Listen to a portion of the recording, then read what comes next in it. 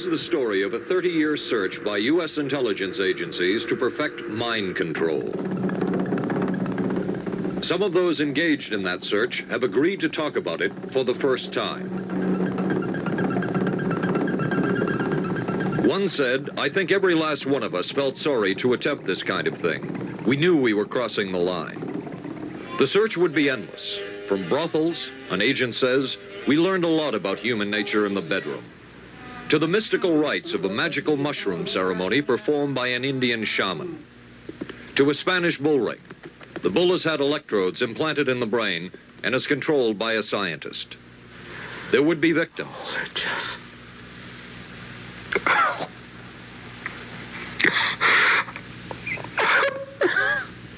One intelligence agency tried to peel this man's mind back to reveal its deepest secrets. I'll live through it. This man worked on some of these programs. He would write of his work, "It was fun, fun, fun." This is the story of the search for mind control. ABC News Close-Up, Mission Mind Control. With ABC News correspondent Paul Altmeyer. 1217, now boarding at 8. Mark? Anne. It's been ages. Can I buy you? Allow me. 2 Michelob Lights. Michelob makes a light beer? Perfect. The good taste of Michelob Light. Don't just compare it to other light beers. Compare it to your regular beer. It's that good. You always did go first class. Your ticket to San Francisco. Thank you. San Francisco? You too? Good taste runs in the family. Mrs. Cooper, I need help. With all these different dog foods, I don't know what kind to feed him. Dry, soft. Honey, it's not the form, it's the formula. Those are for any dog, young, old, whatever. But Cycle 2 dog food is especially for dogs ages 1 to 7, like mine. The Cycle 2 formula has just what dogs in their active years need to help stay healthy. And happy. With Cycle, I know what to feed him. Now get Cycle 2 in 25-pound bags. We are not professing to tell you the complete story of these activities. We are professing to tell you the complete story that we know. Right. But these records that we've uncovered don't tell the story. They tell pieces of it. This is a story that has been told in bits and pieces. This is an attempt to pull most of it together. We know we don't have the full story. We do, however, have some striking new revelations and insights. The story begins here, just off the nation's front yard, the Mall. The buildings behind me were the headquarters for the World War II Office of Strategic Services. It was here that the first halting steps toward mind control began. The shaper and molder of OSS was General Wild Bill Donovan. He said of his group's work, "We may have made mistakes, but we were not afraid to try things that were never done before." In this anything-goes atmosphere, Donovan appointed this man, Stanley Lovell, a Boston industrialist, to break new ground in many scientific and technical fields. Donovan called Lovell his Dr. Moriarty, after the fiendish professor in Sherlock Holmes. Lovell liked the name and posed for this Saturday Evening Post photo. He later wrote of his OSS job that it was, quote, to stimulate the Peck's bad boy beneath the surface of every American scientist and to say to him, throw all of your normal law-abiding concepts out of the window. Here's a chance to raise merry hell. It was in this atmosphere that the search for mind control began. This bizarre man would be an active participant in that search over the next 2 decades. His name is George White, an OSS captain who had formerly been with the Bureau of Narcotics. In his diary, seen here publicly for the first time, White left a legacy of the darker side of American intelligence work. He received his early OSS training at the British-run school at Oshawa, Canada, the same school where Ian Fleming, the creator of James Bond, was trained. White referred to the school in his diaries as the Oshawa School of Mayhem and Murder. Mike Burke, former OSS colleague of White's and now president of Madison Square Garden Center. Very compelling fellow, mysterious fellow, almost mystical fellow. He was fascinating because you knew something about him, but not enough about him to really get a fix on him. He also knew a great deal about the swifter elements of society, the gamier side of life. and he was very impressive in his technical knowledge of the underworld, so to speak. He said, one of our men gets beat up. He says, you have to act real fast and teach these guys a lesson. Charles Siragusa, a former narcotics officer and friend of White's. He'll come around, he says, and break your kneecaps. And with that, one guy laughed, and George would always have a little Billy with him. And this one guy saw us naked. George White turned around and whapped him across the neck with it. Then he picked up a pool stick and started beating everybody up. He made his point. And he made his point. George White was not a man of understatement or subtleties.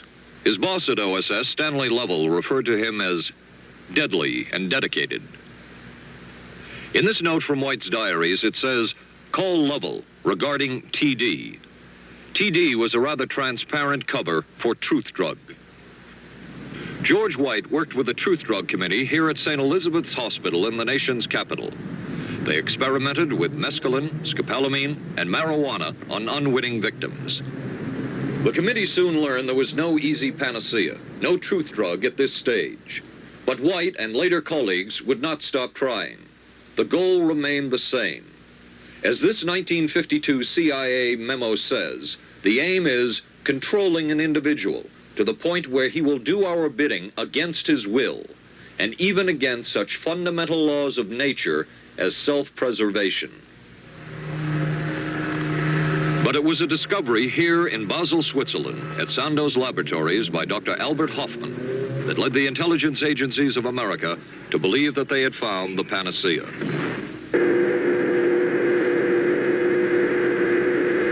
The discovery was lysergic acid diethylamide, LSD. The film that you see is considered by many experts to be the closest illustration of the effects of a hallucinogenic. It was one of the first times that anybody had run into a powerful drug that was different than anything else that they knew anything about. John Gittinger, recently retired chief psychologist for the CIA. This is the first time Gittinger has been interviewed publicly. We could disable a whole city by putting a very small amount on a water supply. After all of these years of us, those of us who are involved in looking for this secret drug, this was the only thing that began to look for the first time like it might be something like that. The CIA's interest in LSD was intense. The worry was that the Russians would get hold of it. Were the Soviets into LSD?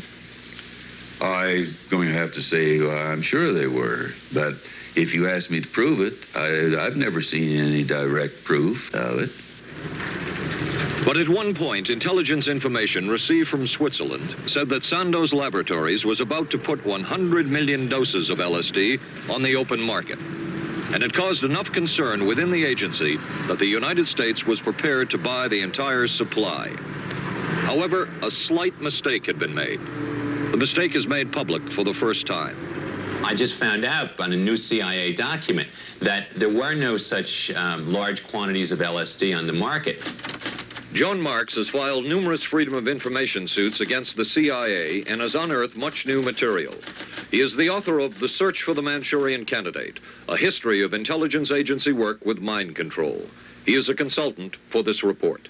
What happened is that there was a military attaché in Switzerland, an American officer, who got milligrams and kilograms mixed up.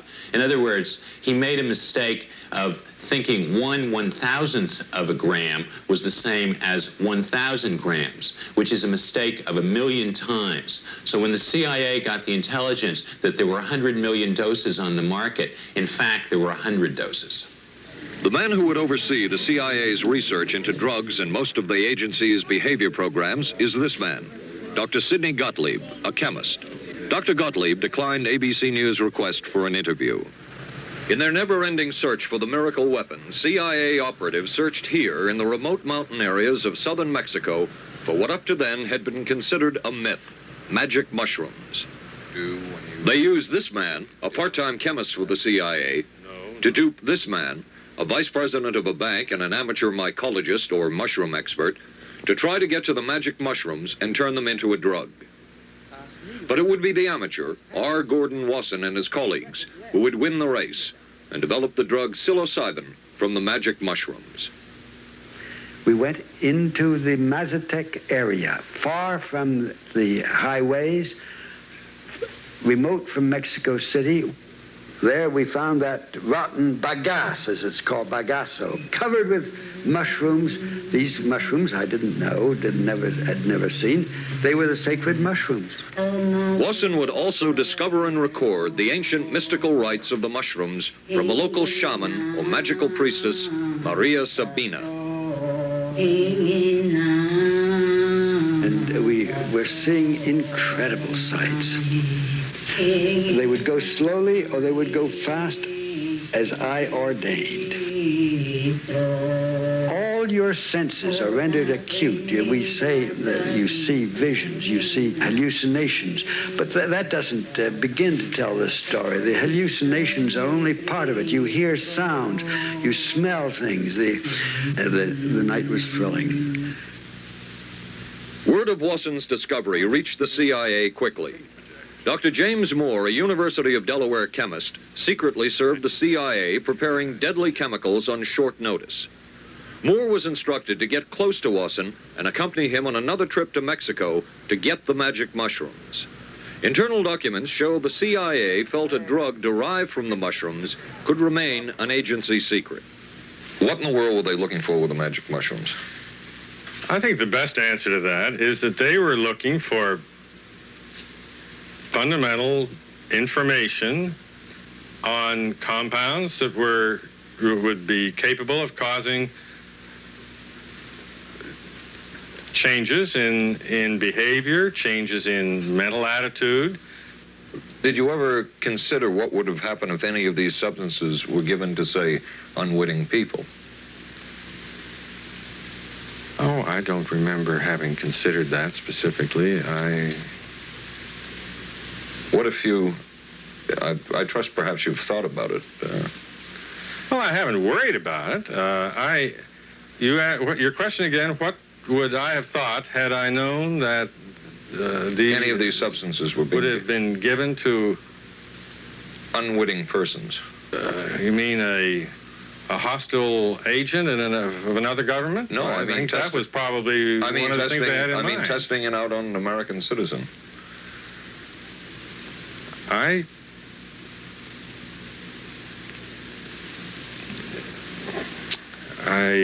guess I must seem very, very cold-blooded about this, but I don't recall ever having been very much preoccupied with that issue. But many drugs were tested in this way.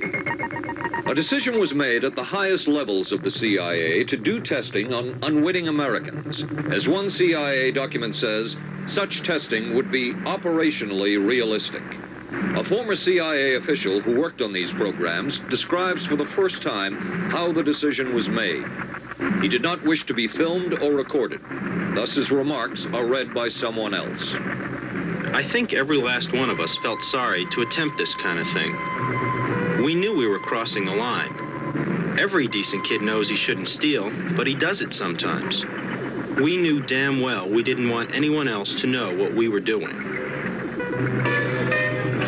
The decision was made to do testing on unwitting victims. It was decided they should be on the fringes of society because they were most vulnerable. It was the borderline underworld, prostitutes, drug addicts, and other small-timers who would be powerless to seek any kind of revenge in case they found out. And as their predecessors had a decade earlier, the CIA turned to George White for help. White was now a high-ranking narcotics official. And by this time, the stories about George White were legendary. So the waiter says, "May I help you, monsieur?" And George White was busy talking with me. I paid no attention to the waiter, so the waiter tapped him on the shoulder, says, "May I help you, monsieur?" George White turned around, whipped his gun out, and stuck it in the guy's face like this in this crowded restaurant. George White did not mind bending the law, and he knew the street well. He was the ideal choice for what the CIA had in mind. We were Ivy League, white, middle class. We were naive, totally naive about this, and he felt pretty expert. He knew the whores, the pimps, the people who brought in the drugs. White set up so-called safe houses for the CIA in New York, here in Greenwich Village, and later in San Francisco, in this hotel, and in an apartment atop Telegraph Hill with a commanding view of San Francisco Bay. While the existence of these safe houses was disclosed last year, details of what took place within them has not been told. A former CIA official who worked in the safe houses reveals that they were used not only for drug testing, but to study sexual behavior and how it could be used to manipulate people. We did quite a study of prostitutes and their behavior. How do you take a woman who is willing to use her body to get money out of a guy to get him to talk about things which are much more important, like state secrets? We learned a lot about human nature in the bedroom. We started to pick up knowledge that could be used in operations. There would be victims in all of this, but as the agency knew, they couldn't fight back. Some entries from George White's diaries. Clarice gets horrors. Janet, sky high. As one agency memo says, we have no answer to the moral question. The safe houses were not the only testing grounds. Millions of dollars would be spent on LSD research at universities throughout the country. And word would begin to spread on campus about this so-called mind-blowing drug. And suddenly, there was the counterculture of the 60s. I give the CIA a total credit for sponsoring and initiating the entire consciousness movement, counterculture events of the 1960s. Dr. Timothy Leary, the 1960s Johnny Appleseed of LSD. The CIA funded and supported and encouraged hundreds of young psychiatrists to experiment with this drug. The fallout from that was that the young psychologists began taking it themselves, discovering that it was an intelligence-enhancing, consciousness-raising experience. I know that some of the studies in which the CIA had supported used as subjects people who later became strong proselytizers of LSD. So, in that sense, yes, I think it did sustain the perpetuation of the use of the drug. And it's rather ironic, isn't it? The counter case that I would make in relationship to that is to remember that the people who were doing the research were people who would be doing the research regardless of who was the sponsor. I don't think anybody working in that time in the remotest ever thought that it would blow up into the kind of thing that it did.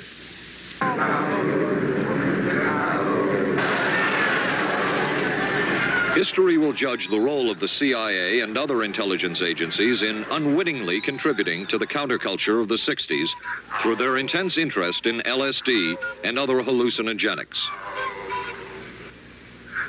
But for the moment, at least, the argument can be made that the CIA helped usher in the age of Aquarius.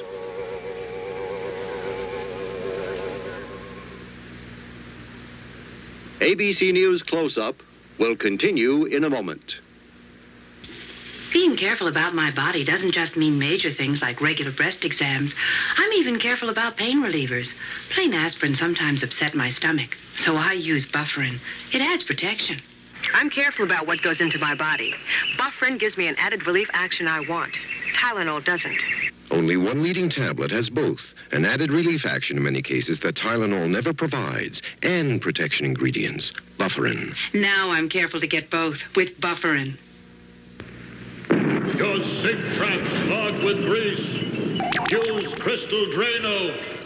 I'll pour in liquid plumber. Don't. It may not work on that grease clog. No? Crystal Drano will. Look, liquid plumber's quiet. It's not melting that grease. But Drano is. It broke through. Will Drano hurt metal pipes? No. So liquid plumber didn't break that grease clog. I'm switching to Drano. To make clogs go, better use Drano. Saturday, live on ABC. the Forest Hills Men's Invitational from the legendary West Side Tennis Club. Then live, third round coverage of the most prestigious ladies golf event. Hollis Stacey goes for her third straight U.S. Women's Open title. And red-hot Nancy Lopez shoots for her elusive first Open victory. And on ABC's Wide World of Sports, rodeo excitement from the Wild West, plus high speeds, high thrills, hydroplane action, championship tennis, golf, and ABC's Wide World of Sports, Saturday.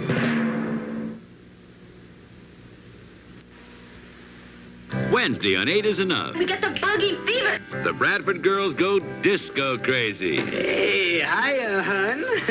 What do you say we get, down? And the summer's off to a red-hot start. And Charlie's Angels play the horses. I want to be a jockey. But end up in a dead heat with death. Then, the ghost of Jack the Ripper haunts the back streets of Vegas. Tomorrow, starting at 8, 7 Central and Mountain on ABC.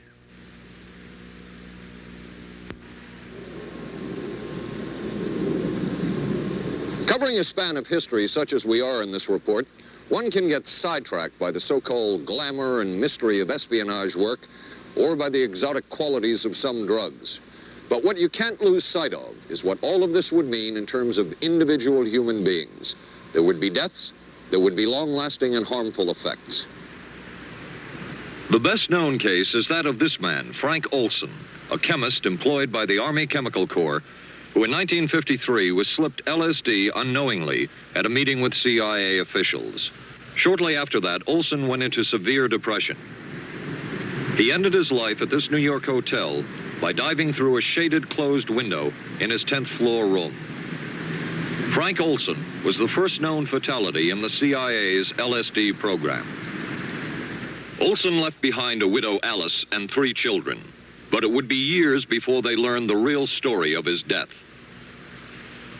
Shortly after his suicide, Alice Olson was visited by Dr. Sidney Gottlieb, the man who had administered the drug, and by Robert Lashbrook, his deputy, who was the last person with Frank Olson the night of his death.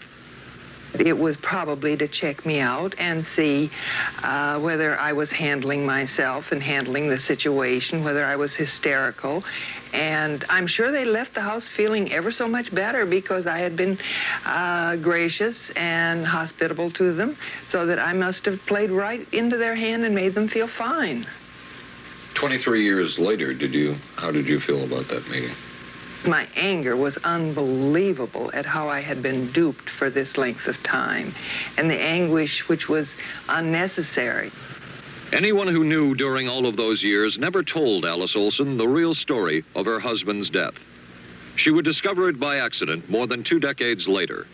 In essence, it was a 22-year-long cover-up. Lyman Kirkpatrick was Inspector General of the CIA at the time of Frank Olson's death. But had not the Olson case occurred within the secret confines of the CIA, would not this case have been a prosecutable case?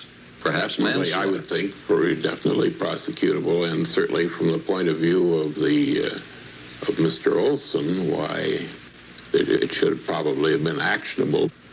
Frank Olson's suicide slowed down the CIA's testing of LSD and other drugs, but only momentarily.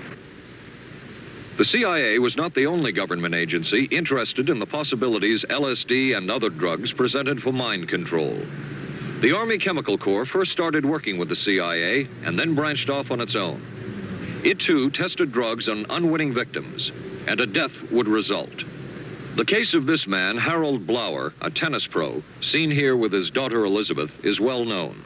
In 1953, Blower was a private patient at the New York State Psychiatric Institute. He was given 5 injections of a mescaline derivative that was being tested secretly for the Army Chemical Corps. With the 5th injection, Harold Blower died. As with the Olson case, a 22-year cover-up followed, until finally the Army admitted the real details of Blower's death. Since the initial news stories of Harold Blower's death, close to 5,000 documents, previously classified, have been released by the Army and obtained by ABC News. They provide valuable insight into Army activities at the time of Blower's death and where the Army went from there with their own drug testing program. From a previously classified deposition of Dr. James Cattell, who administered the mescaline derivative, on the purpose of the drug testing, to produce symptoms similar to those that you see in schizophrenia. On how much the patient knew about all this. We didn't delineate all the possibilities of what might happen because then you contaminate your experiment. Cattell then relates that he never even knew what drug he had given Harold Blauer because of the secrecy of the Army experiments. We didn't know whether it was dog piss. This was secret. This was a secret. We weren't in on it. We asked Blauer's daughter Elizabeth for her reaction. What? How can anybody react to that? I mean, that is so far from what you'd expect from a human being, never mind a doctor, never mind a professional specialist who's supposed to care about people's minds. It's unbelievable. A suit filed by Elizabeth Barrett against the Army Chemical Corps is now pending in federal court. Other Army experiments continued on mental patients around the country. Work done at the Tulane Medical Center in New Orleans involved several drugs, hallucinogenics, and electrodes implanted in the brain. The chief researcher was Dr. Russell Monroe, now head of the psychiatry department at the University of Maryland. These are various progress reports written by Dr. Monroe and recently obtained by ABC News. From one of the progress reports, a report of a woman who had electrodes implanted in the brain and was then given LSD and other drugs. She became agitated, cried, lapsed into a trance-like state.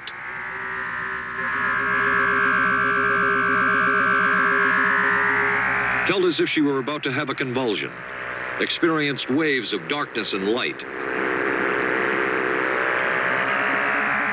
had bizarre sensations in her neck and legs, said somebody was trying to manipulate her body. At this point, Dr. Monroe wrote that the woman was obviously having paranoid ideas. As a layperson, perhaps you can enlighten me. What therapeutic effect would the type of experiment that I just described have on a patient? Well, the therapeutic effect would be indirect. Was this patient aware that she was being given LSD? Yes, I mean, they were told that they would be given some medication, and they should have... Specifically LSD? Well, we told them, I don't think that they would have even known what LSD was then at the time. They were told that they were going to they would be given some medications which might make them feel worse. Dr. Monroe, what do you think the Army Chemical Corps was looking for in all of this testing? They were looking for an incapacitating agent, an agent that would not harm the person permanently, but would incapacitate them temporarily. That seemed like a humanistic way to wage a war, if war is necessary. When James Thornwell was given LSD by Army intelligence in 1961, this time it was no experiment. This time, the express purpose was to peel back Thornwell's brain to bear any secret within it. This time, the Army had gone operational. Thornwell, as reported on ABC last January, was an Army private stationed in Orléans, France. Classified documents were missing from his unit. Thornwell became a suspect. His 2.5-month interrogation included administration of sodium pentothal, hypnosis, isolation, and deprivation of sleep. Army documents obtained by ABC News refer to this interrogation as conventional.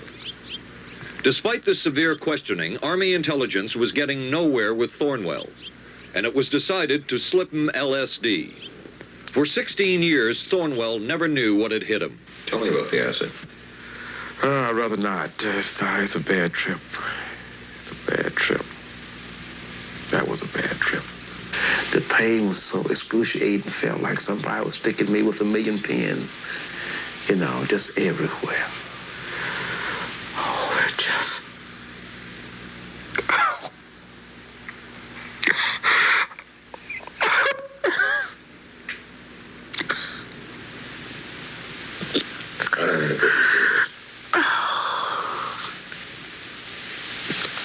You want to stop for a minute?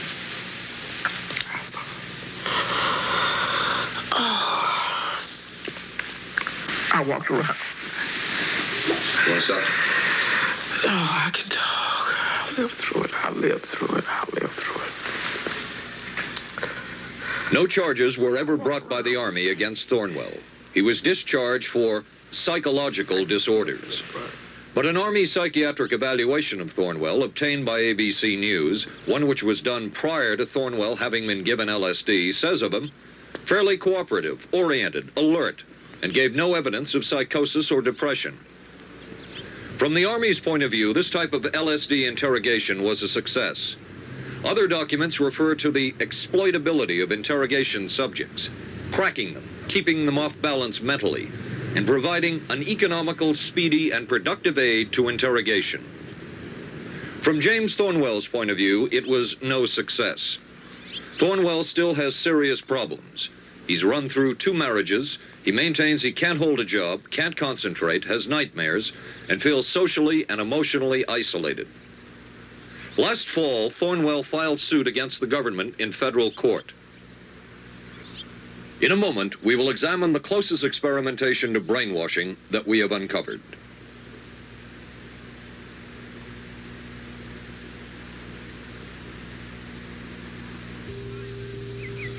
Oh, for crying out loud.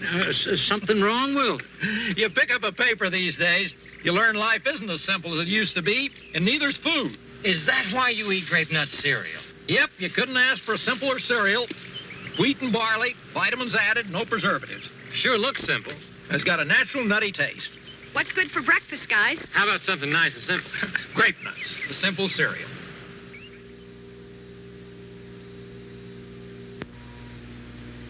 Maxwell House's coffee you can count on. Maxwell House. Good to the last drop. Maxwell House is good every time. Maxwell House is good coffee. Good to the last drop. Maxwell House. Maxwell House. Coffee you can count on. Always smells good. Always tastes good. Always good to the last drop. Maxwell House is good news. Good to the last drop. Maxwell House. ABC News Close-Up will continue in a moment. Special baseball. The Yankees take on the Angels Friday night on ABC. This is a heavy-duty stick-up, and this is a good place for it. New heavy-duty stick-ups from Airwick for small places with big odors.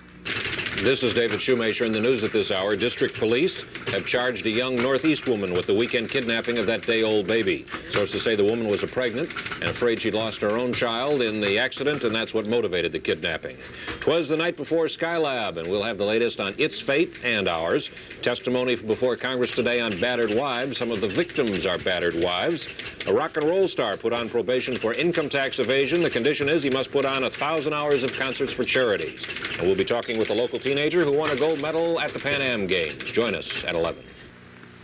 Reach for the sun. Hello, sunshine. Reach for the sun. Hello, sunshine. Hello, Mountain Dew. Nothing else tastes or feels quite like Mountain Dew, or goes down as smooth like a soft breeze on a lazy afternoon. Reach for the sun. Reach for Mountain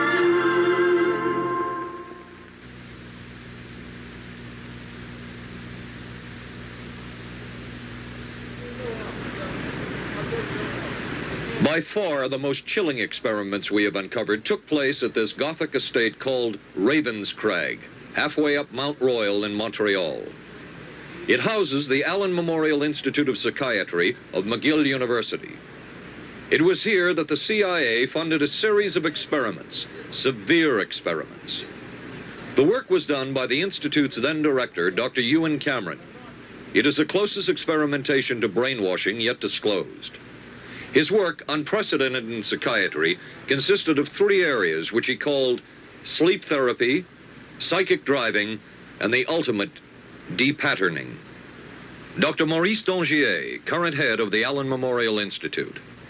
In his psychic driving, so-called type of therapy, he would give the patient intensive electric treatment in order to make the patient regress deeply, become forgetful, and then he would attempt to implant new ideas in the mind of the patient. Now, to a layman, it would appear that Dr. Cameron was trying to take the slate and wipe it clean, the slate being the mind. In other words, brainwashing. Exactly, that's a very good comparison. Brainwashing. Yes, if you like. Val Orlico of Winnipeg, Canada, the wife of a member of the Canadian Parliament, was a patient of Dr. Cameron's. She entered the Allen Memorial Institute because of severe depression. She describes for the first time publicly the LSD therapy and psychic driving treatment that she was given by Dr. Cameron. And then the drug began to take hold very rapidly because it was an IV injection. And things became very furry and very frightening, and had a lot of sensations that it's very difficult to recall. Nobody explained it to me. Nobody ever asked me if I was willing to do it or anything. He had this feeling that he would be able to get through the resistance of illness and to reach deep changes very quickly. Did he? I don't think that when you look at that in retrospect, the hopes that he had have been in any way fulfilled. But Cameron would plunge on. The next step was what he called psychic driving. This involved almost endless tape-recorded messages and more drugs for the patient. Cameron wrote that this was the way to make direct controlled changes in personality. I thought this was the coldest and most impersonal treatment that anybody could give to anybody in the world. And I became more and more despondent and more angry. I just became so despondent that I thought I can't live like this any longer. And I thought I would just go out and throw myself underneath the cars on McGregor.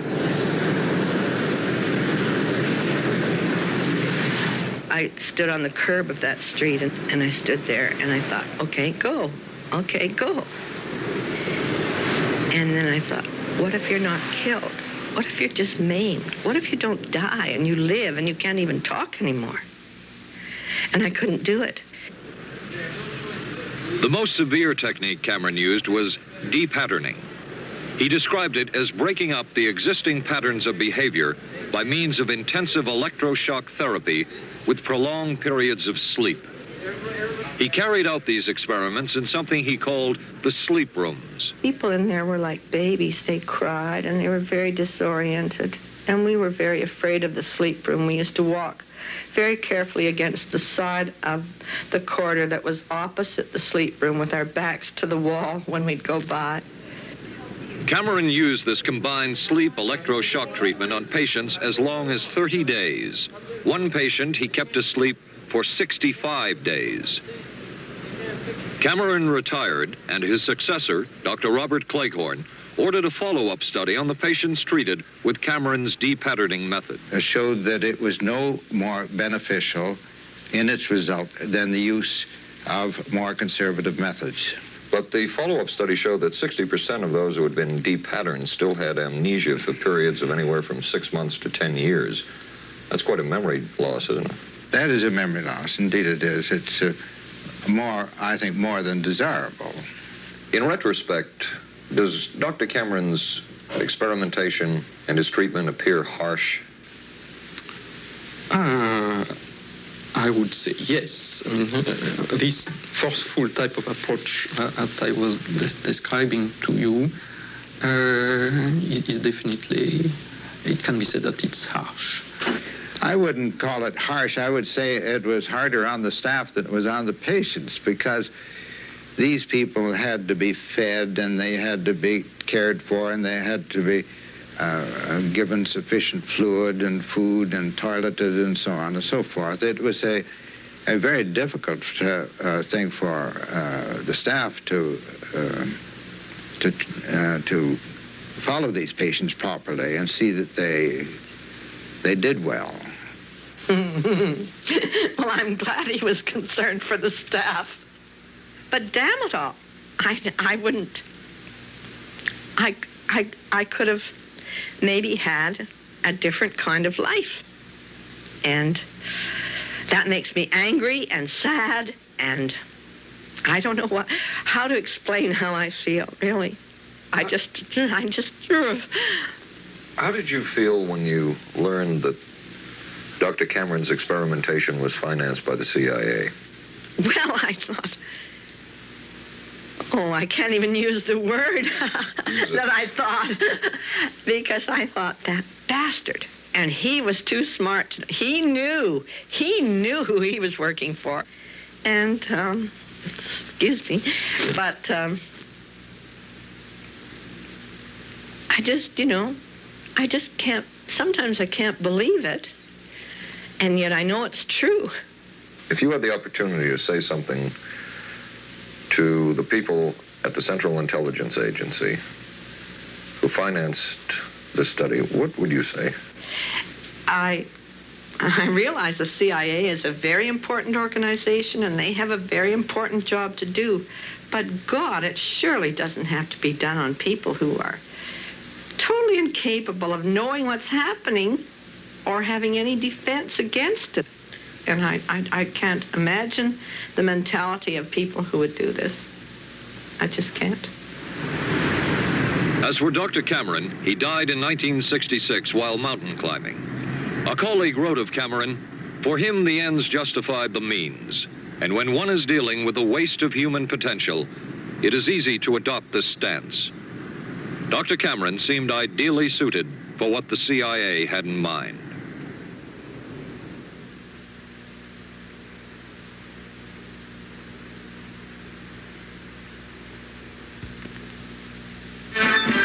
America is adapting to the shape of things to come. Triumph TR7 with 5-speed transmission or optional automatic. Wide steel belted radials, front disc brakes, front end spoiler, rack and pinion steering. Triumph TR7. No other sports car looks like it. No other sports car drives like it. Triumph TR7. The shape. Don't worry, they just got lucky. I'm sorry, I let us down. Forget it. We'll beat them next week.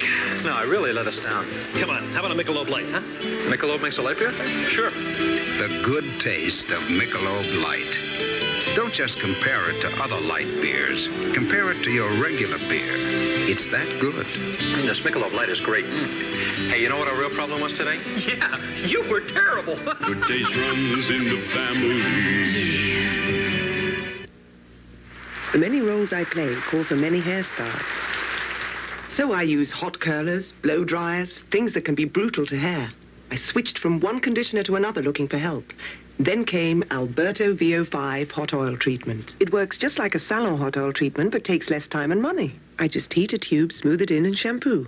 My hair is left silky, shiny, more manageable than I ever dreamed. Alberto VO5 hot oil treatment. I'll never switch again. Thursday. I can move a few of my things over this morning. There's a scandal in the 12th when Wojo gets a roommate. Hi.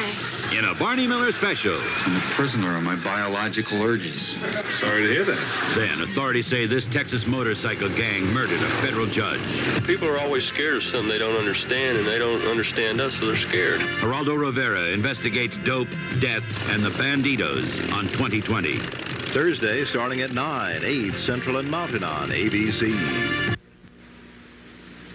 It was the Cold War, and especially the trial of Joseph Cardinal Mindszenty, who was forced to testify in a Hungarian court that he was a spy.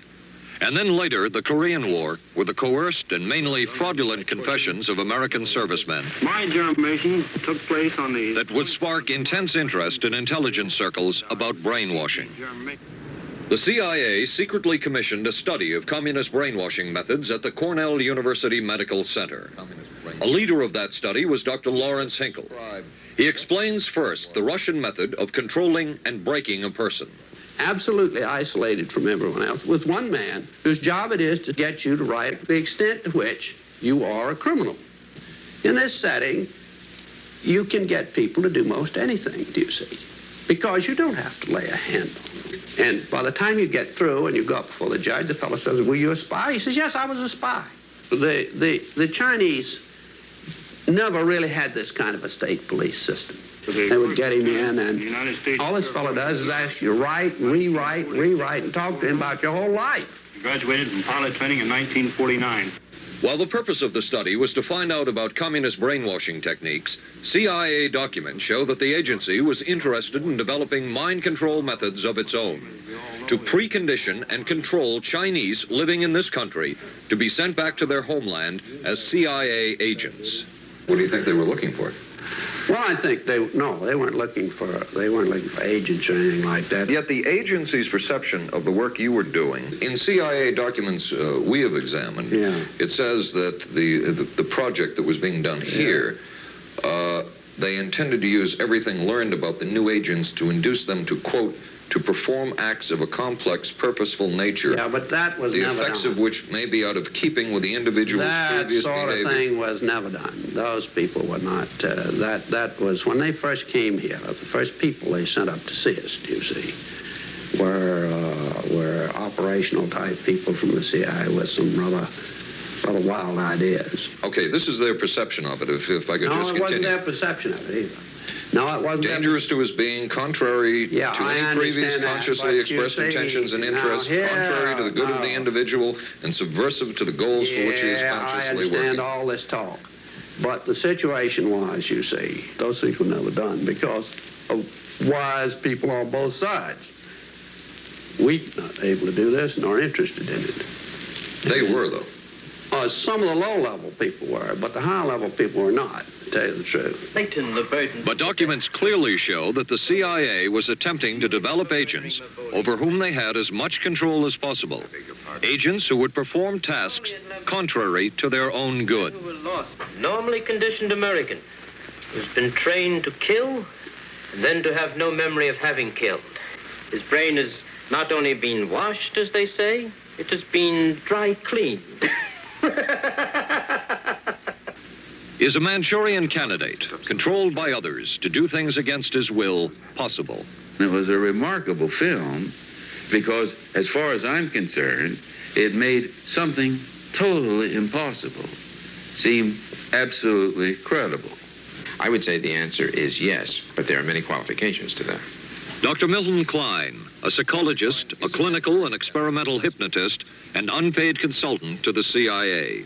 The qualifications would be the subject selected to produce the kind of behavior that you wish, the amount of time, the procedures that are utilized, and the motivations of the people who are designing, executing, and administering the procedures. You're asking whether an individual can be, under hypnosis, influenced, coerced, persuaded, shaped to perform an antisocial act, or a destructive act, or an act of violence.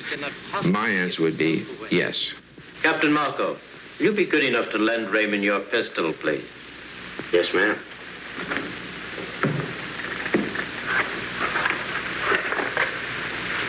Thanks, Ben. Sure, kid. Shoot Bobby, Raymond. Through the forehead. Yes, ma'am.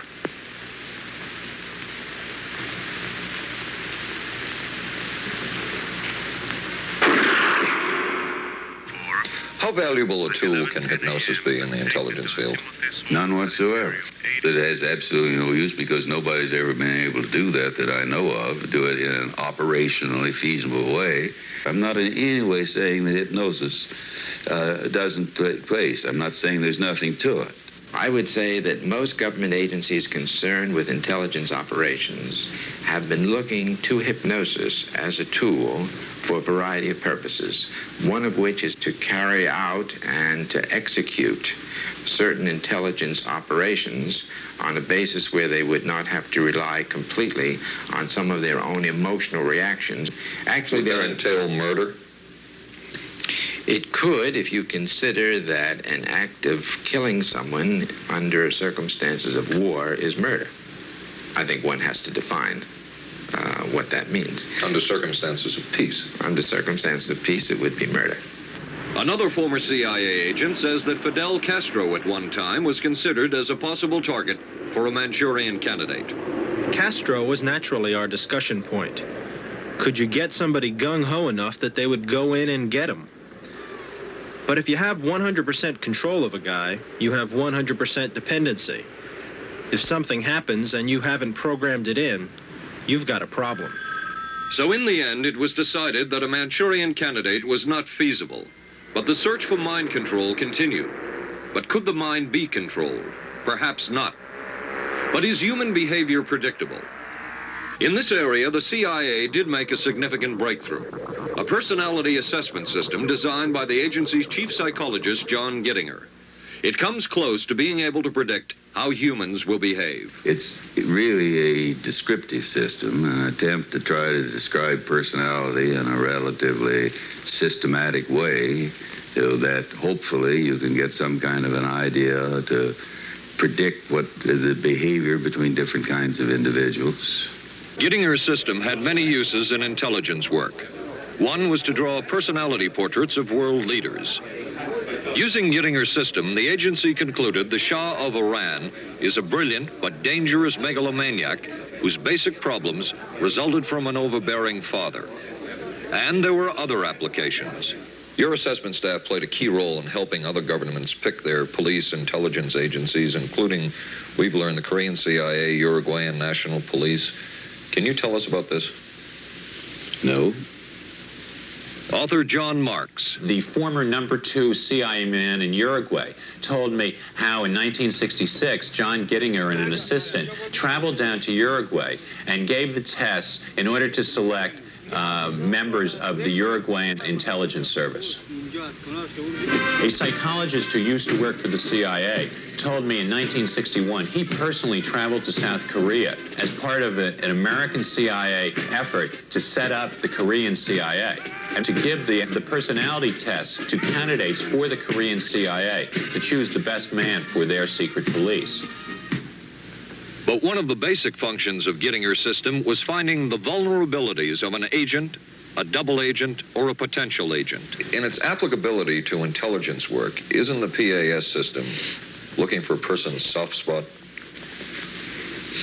Well, of course, the answer to that is yes, but I hasten to say soft spot. This is what I consider a negative word.